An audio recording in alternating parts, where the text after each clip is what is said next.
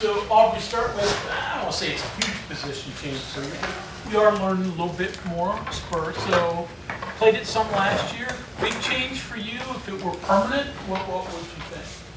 It's not going to be permanent. I'll be playing both cat safety and the spear position. Probably mainly for spring, my focus will be at spear, mainly because I played cat safety all last year and the year before. The biggest difference to me, honestly, from spear to cat safety is the playing from down at 5 yards instead of playing at 10 or 12. So just understanding like how far you got to drop, whether I got to drop back, get under the curl, stuff like that. That's probably the biggest change for me, making sure I'm not drifting off my landmark. And I'll say that's probably honestly the biggest change. We haven't put on pads yet, so I can't really tell you about like run game and stuff. As the spring go on, I can tell you like the difference between that. But as of now, mainly the biggest change is dropping back in coverage and stuff, whether it's 10 or 12, how far you got to get back and making sure you're not drifting on your landmark. Brown said that one of the assets he thinks you bring is he feels you're a good blitzer, and that position lends itself to blitzing. So, do you like that? Do you think you're good at it? Yeah, I'll say I'm very twitchy. I think my biggest skill of playing football, my IQ. So I understand the game a lot. And so, going through these 2 days, I haven't blitzed much, but a couple of times I have trying to get around Wyatt Milam. He's probably a top first round, second round pick, so it's pretty hard, but he's definitely getting me better, and so far I've been liking it. What's this spring like? Because you've got 4 new guys in the secondary. Right, so it's been pretty good since they came in. The whole secondary actually get along. Coach Shadon Brown has the whole secondary. Obviously, he have coaches helping them out, but bringing us together, I feel like that was a big step, mainly because we can communicate the same, all of us in the same room for meetings, so we all like, speaking the same language, and when we get on the field, we all know like the same terms and everything. Mainly right now through these 2 days, I feel like we should keep working on our communication, mainly because a lot of guys are new, so they probably, a little nervous to speak up, whether or not they make like saying the right things out there. So it's up to like me, Ant Wilson, the older guys who've been here, Montre Miller, guys like that, to help them out, to get them comfortable with speaking and everything. Where are you? A little bit more physical. Does that fit you a little bit better? Your abilities a little better? As far as playing the spirit and being more physical, like I said, I haven't like went through the physical part yet because we don't have on pads. I believe I'm a physical person. I'm not scared to come down and strike people at the point of contact. Like I say, once we move on with spring ball, put on pads Friday and go through spring, I can get a feel of like being physical in the trenches, or whether the difference of playing from 10 yards and coming down and taking on a block, or being at 5 and taking on the block. I really don't know how that feel yet until Friday, so I can get an actual feeling of taking on somebody from 5 yards, or meet somebody in the hole at 2 to 3 yards, something like that, which I didn't have to do really at safety. That with kind of a physical Yeah. That's just me in general, though. Just trying to be physical. I was taught that back in high school. Just being physical, and we work on tackling. Y'all know they preach it every time. Tackling is a big emphasis for us from last year, and it's going to be the same this year. Coach Leslie already said once we put on pads, even without pads, we hit each other. But once we put them on, the whole defense know what time it is. So I feel like I'm gonna be okay just being down there, being physical. Aubrey, where are you mentally? Because obviously last year, kind of a roller coaster ride mentally, right, with what happened to you, and then you even talked about the end of the season, kind of getting back mentally as well. Where would you say your mental health is? Where you are mentally? Right mentally, now? I'm good. I'm at contract year. When I met with Coach Brown at the end of the year, that's what we both said. It was contract year. I graduated in December. Football here is over for me in December. So just from here to now, I got all the way into December to just stay focused and do everything I got to do in the classroom, on the field. But mentally, I've been good. Hanging around these guys every day, it don't get no better than this. So. You mentioned newcomers, and there are a lot on the defensive side. So give me a little bit of coaching analysis on some, especially the secondary guys. What do you see out of them? So Jaheim, the safety, transferred from Northwestern. Very, very quick guy. Smart. So far catching up on the playbook. Aiden from Duquesne. Very, very long arms. Can run. He can run super fast. Then we have another corner that transferred. He's very long, 6'2", Garnett, 6'2", I think 6'1", long arms, and he can play the press. I haven't seen much just for the first 2 days. It's only 2 days. But as time, I feel like they're going to be pretty good players who can help us go on a run for the Big 12 championship. I'm pretty sure that's the three we brought in. Crandall, TJ Crandall. He's another guy he's young though. He's young, but he played a lot of football at Colorado State for his first year, so that's pretty impressive. He knows big time football. He knows Power 5 playing the game out here, just playing football in general.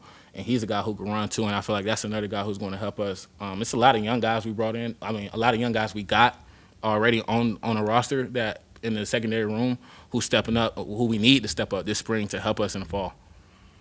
I'm interested in the NIL era between seasons.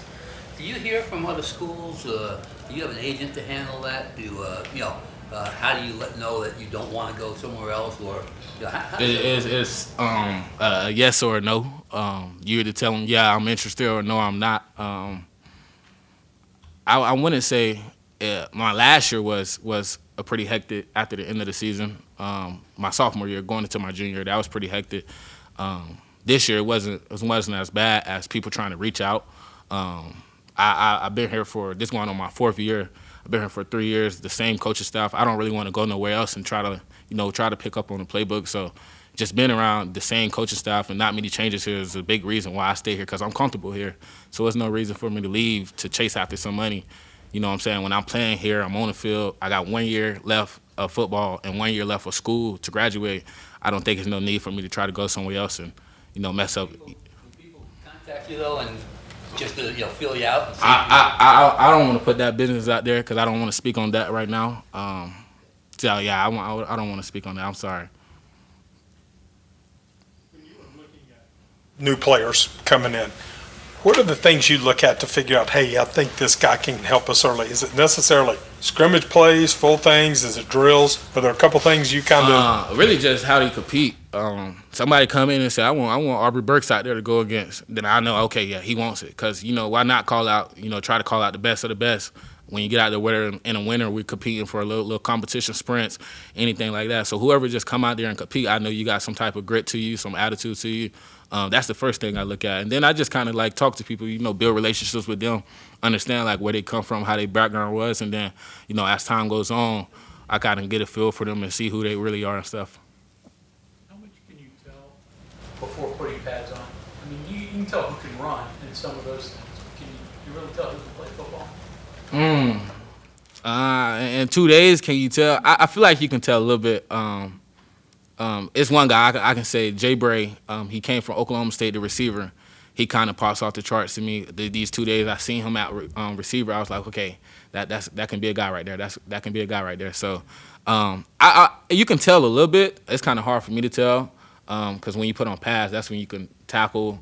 You know what I'm saying? You can see true action of putting your hands on somebody. Right now we got on little pennies or whatever you want to call it. You can't really be too physical out there. You don't want to get nobody hurt. We got to stay off the ground a lot. So based off these 2 days, I can tell a little bit, but not a lot. Friday, most of it would kind of show. Understanding that, what is it about him that stands out? His speed. He caught a screen today, actually. He caught a screen, and I was on the other side of the field, but he cut it towards my way. And I could see the change. When he was around, I was like, okay, he got some wheels on him. And then just I seen a couple of those one-on-ones through film and stuff like that. And just watching him, just seeing how he get out of his routes and everything, out of his cuts, I really like that. So that's one guy who pops off the charts that I've seen so far. I'm pretty sure there's gonna be a lot more guys coming up through the spring who gonna show that they can help us in the fall. You talk about receivers. What about some of the young receivers that played a lot last year? Baker Stronger for Traylon Ray, Rodney Gallagher. What have you seen from them?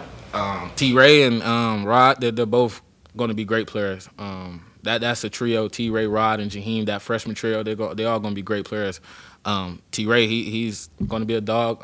He's phenomenal. The catch he made out there today, I'm not sure if y'all was watching. Many thought it was going to touch the ground. He picked it up basically off the ground, barely. That just caught my attention. But both of those guys, Rodney, hit the first day of practice, he gave me some looks. So I was kind of shocked. Okay, he's bringing it. He's ready. So them two guys, they stepped up big, and they took it serious through the winter, just perfecting their craft, and it's showing. You're giving your analysis here of the wide receivers. How much kind of communication do you guys have between them to you or you to them just to try and kind of help the group as a whole? As far as outside of football, outside of the facility, I hang out with those guys a lot. Just to be around my teammates. I wouldn't rather be around nobody else. I hang out with defensive people too, but it's kind of fun to interact with both sides of the football so they can understand me and I understand them, and just. As far as in the facility, though, like, how do you guys communicate in order to kind of? They ask me what I see because I'm very smart at smart football player. So they just be asking me little things that what I see can trying to dictate what they're going to do, and I tell them little things as far as if you see the safety doing this, then this might happen. Just football talk like that. Usually they hang around a group in the facility, and I hang around my DBs. But outside of the facility, I'll get in contact with them, just hang around them for some time. You guys still shadow boxing? Nah. So shadow boxing, it hasn't been major in the locker room. It kind of went away. We haven't honestly just been talking. That's all we do now. There's no more shadow boxing. I can say this: the little Aubrey guns, we play with them a lot, like back at home and stuff. That's probably what took place. But other than that, there's no more shadow boxing. You mentioned getting Montre Miller back. Just kind of how is he? Because I'm sure he was bummed last year. He went through the whole, came here to play, and didn't get to play. Just how is he? Is he reinvigorated? I spoke with Montre before the spring because I had a shoulder injury that I had to overcome before spring of my sophomore year, and he told me like they're going to see what's about to happen. They're going to see what they missed out on last year. So I feel like that speaks for itself. I feel like he's going to be a great player. I have no doubt that he can help us in the fall. I have no doubt he's not going to be scared to go out there and play just because he had a shoulder injury. But from talking to him before spring, he sounds like he's ready to go. You mentioned the contract year. I get that, right? But like in a way now with the NIL is and the end of the meeting, end of the year meetings down the coaches, like every season the contract year to some extent. I won. The contract year is not based off the NIL part. It was more of like this is it. If you don't handle your business, then it's all over. Like you graduate and just football is football now.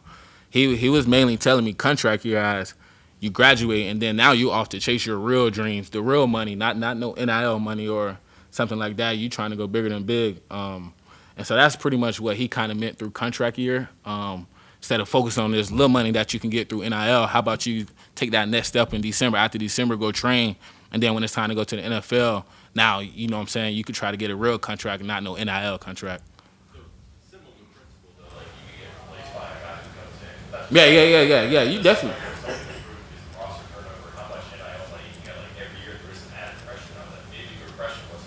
Right.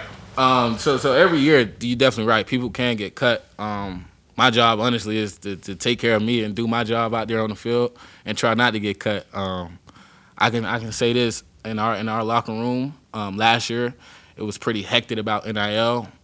This year, our team is just focused on ball. You know, NIL is just going to come, and I tell everybody this: if you want NIL money, you got to go produce on the field first. You can't talk about NIL money with no production. So you got to go make plays, and then when you make plays, that's when you can go in there and try to, negotiate a deal through NIL and everything like that. Aubrey, because it's a quote-unquote contract year for you, how do you stay focused and not worry too much about where projections are, like PFF grades, things like that for you? Because as you're mentioning, those things, like them or not, are more important for you as an individual because Right. you are going in a contract year, but yet you have a season ahead and want to focus on the team too. I don't have an agent, but I talked to Dante Steele's agent, and the first thing he told me, he was like, I'm never going to tell you if you're going to go 4th, 5th, 6th, 7th round or whatever that the case may be. He told me nobody knows what round they're really going to go until the day of the draft. So if you see some mock draft say you're going 3rd, or you see some mock draft say you're going 4th, just look at it, delete it, and go about your business. So all the mock draft and everything, I'm not looking at that. I took his words and I told myself, I don't know what round I'm going to go until the draft day. All I know is if I handle my things on the field in the classroom, then that stuff should come with it. Is it different being in this situation now, knowing that the NFL is out there a year from now? Yeah. Time's ticking, and it went by fast. I still remember when I was living at U Park.